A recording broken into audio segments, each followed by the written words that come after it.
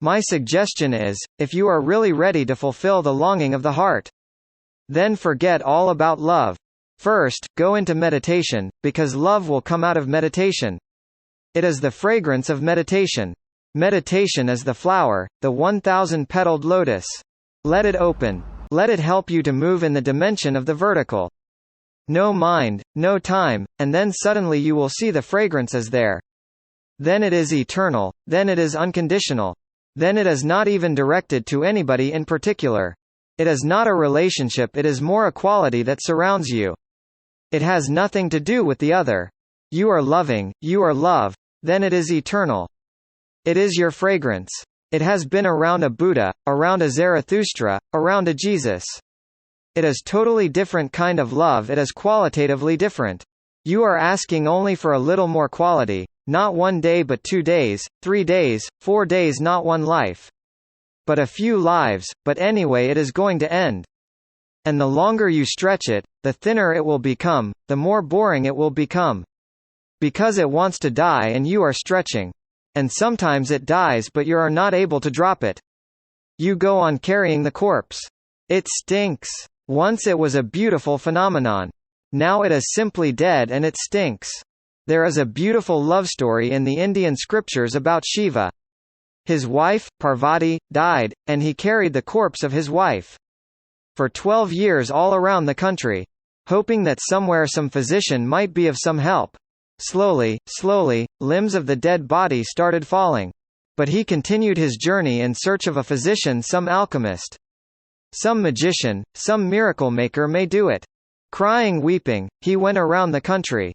There are in India 12 sacred places. It is said that these are the places where the parts of the body of Parvati fell. Wherever a part fell it became a sacred place. You can carry the dead body, but you cannot find the physician. This is far truer than the story of Jesus reviving a dead man. Although it looks impossible that a man like Shiva would carry a dead woman. But my own observation is that I have seen millions of people carrying dead love affairs, which have gone dead long before. But they go on carrying them out of fear, clinging, just clinging with the known, with the familiar. Although it is just misery and nothing else, but clinging.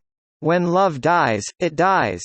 In time one has to accept death and one has to say goodbye, with no complaint. No grudge, because when something ends, what can you do? In time that is the nature of things, they begin and they end. Buddha says everything that happens in time is bound to die. So accept, it is the suchness of things. But if your heart is really yearning for something eternal, then I can show you the way. Then drop the idea of love. Before you can give you must have. You are trying to give something that you don't have. You are trying to get something from somebody who has not got it in the first place. Then how can it be eternal? Sooner or later, the disillusionment is bound to happen. How long can you carry it? How long can you remain in a deception? That's why I say the more intelligent you are, the quicker it slips out of your hands. Only stupid people can live a married life, thinking that it is something permanent. Intelligent people cannot live the so-called married life. Or if they live it, then they will have to change their partners many times in their life. But each time the same thing will happen. The mind goes on finding other cause, but never looks at the real cause. It cannot, because to look at the real cause means suicide of the mind. It will find 1,001 faults in the woman, in the man you have been living with. That's why the love has failed. Not that the love in time is bound to fail, there are faults in this woman. You have chosen a wrong woman, you don't fit with her. You are not made for each other, and so on, so forth. But one day you thought you were made for each other, and you have completely forgotten it. Remember those days, the beginning days of the love affair. And you were thinking, this is going to last forever. You had even promised to each other that, this is going to last forever. It happens to everybody. This is an illusion, a mirage. And you want to make a mirage permanent? How can you make a mirage permanent? The morning will come and you will have to wake up. And once you wake up you can close your eyes again and go on. Trying to find the dream, where it has gone. You want to continue it, but you cannot continue the dream again. It is lost forever. Once you are awake it is broken forever, you cannot find the thread again. It is unmendable, remember. You cannot mend a broken love, a broken mirror, maybe.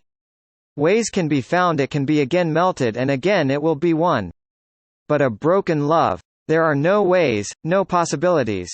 Hence the fear. The fear shows that deep down you are aware it is slipping out of your hands. So you want to make it permanent. Now the way is to go to the court and get married. These are the ways to make it permanent.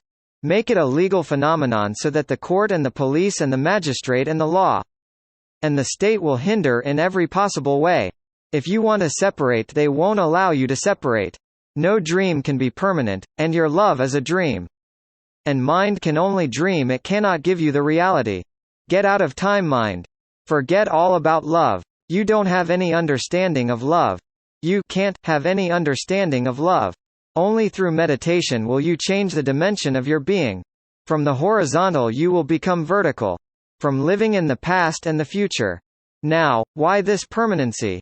Permanency means you are trying to figure it out. Even in the future, but why?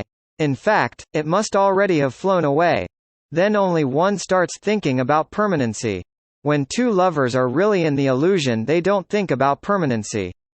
Ask any two lovers in their honeymoon days, they don't care. They know that they are going to be together forever. But the moment it starts slipping out of your hands, then the mind says, now cling. Make it permanent. Do everything to make it permanent. Don't look at the cracks that are happening. Don't look, avoid, forget all about them. Go on covering them up, somehow manage it. But you are asking for the impossible. I can teach you meditation, and out of meditation, a different quality of love will happen. Then it is not fooling around. Then it is wisdom, not foolishness. Then you don't fall in love, you rise in love. Then love is a quality to you. Just as light surrounds a flame, love surrounds you. You are loving, you are love. Then it has eternity, it is unaddressed. Whosoever comes close to you will drink out of it. Whosoever comes close to you will be enchanted by it, enriched by it. A tree, a rock, a person, an animal, it does not matter. Even if you are sitting alone. Buddha sitting alone under his tree is radiating love. The love is continuously showering around him. That is eternal, and that is the real longing of the heart. Don't misunderstand it, but mind can only misunderstand. Understanding is possible through meditation alone.